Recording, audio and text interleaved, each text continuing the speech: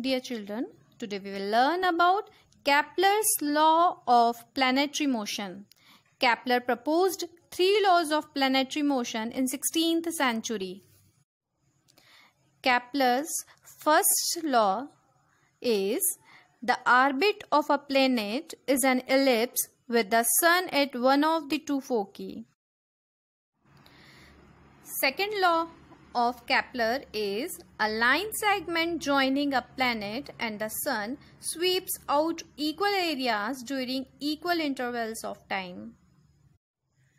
Third law is the square of the orbital period of a planet is proportional to the cube of the semi-major axis of its orbit. Now we will learn about free fall. Do you know what is free fall?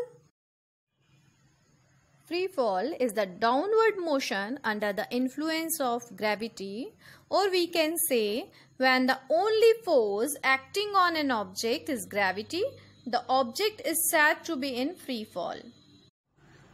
Let's learn about acceleration due to gravity. Acceleration due to gravity. And we know that Newton's law of gravitation is universal. This means that F is equal to G m1 m2 divided by r square can be used anywhere in the universe. Spherical symmetrical bodies like a hollow sphere or shell or a solid sphere can be considered as a point mass where all the mass is assumed to be co-centered at its center. For example, Earth can be considered as a point mass where the complete mass of the Earth is assumed to be co-centered at its center. Okay.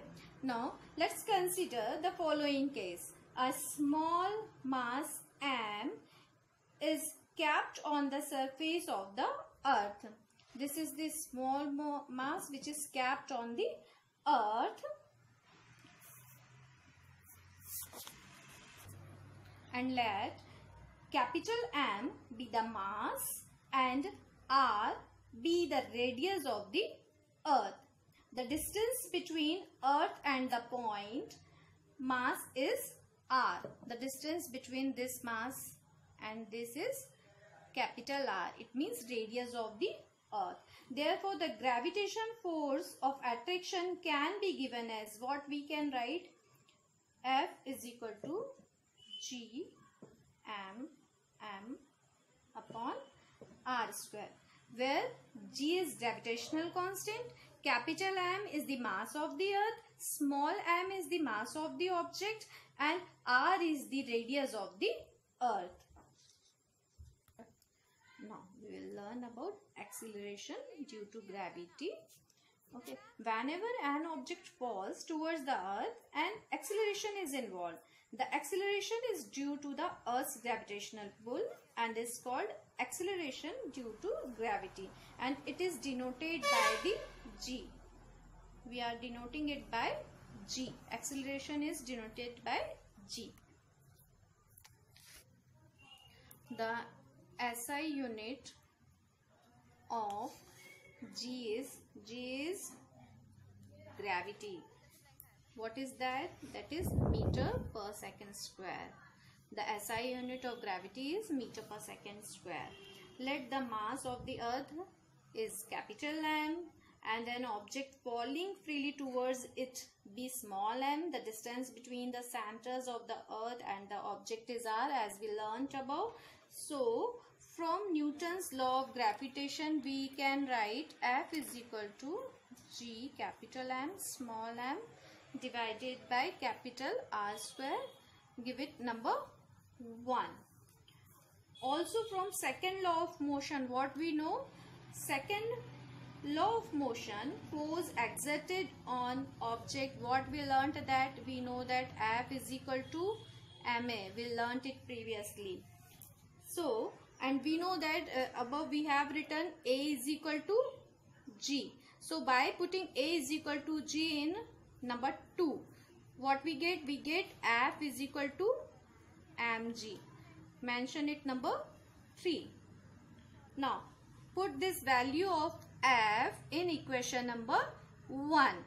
What will we get? We'll get mg is equal to g m n upon r square, or we can write small g is equal to gm upon r square. From the formula it is clear that acceleration due to gravity does not depend on the mass of a falling object. It depends only on the mass of the earth or celestial bodies. Now we will calculate the value of g. As we know that the value of gravity small g is equal to this, and the mass of earth is capital M is equal to 6 into 10 raised to the power 24 kg. The radius of the earth is equal to this, and the universal gravitational constant capital G's value is this. Now we will put all these values in the equation number 1, and after solving this we'll get the value of G is 9.8 meter per second square. Now we will learn about equations of motion for free fall. The three equations of motion which we have derived earlier is for bodies under uniform acceleration. In case of motion of bodies under free fall, there is a uniform acceleration, that is acceleration due to gravity acting downward. So, the previous three equations of motion can be applied for the motion of bodies under free fall as follows. The general equation of motions were V is equal to U plus AT. Second is S is equal to UT plus half AT square. And the third equation was V square is equal to U square plus 2AS. Now, by substituting A is equal to G in all three equations, we will get new equations. V is equal to U plus GT, H is equal to UT plus half GT square, and V square is equal to U square plus 2GH.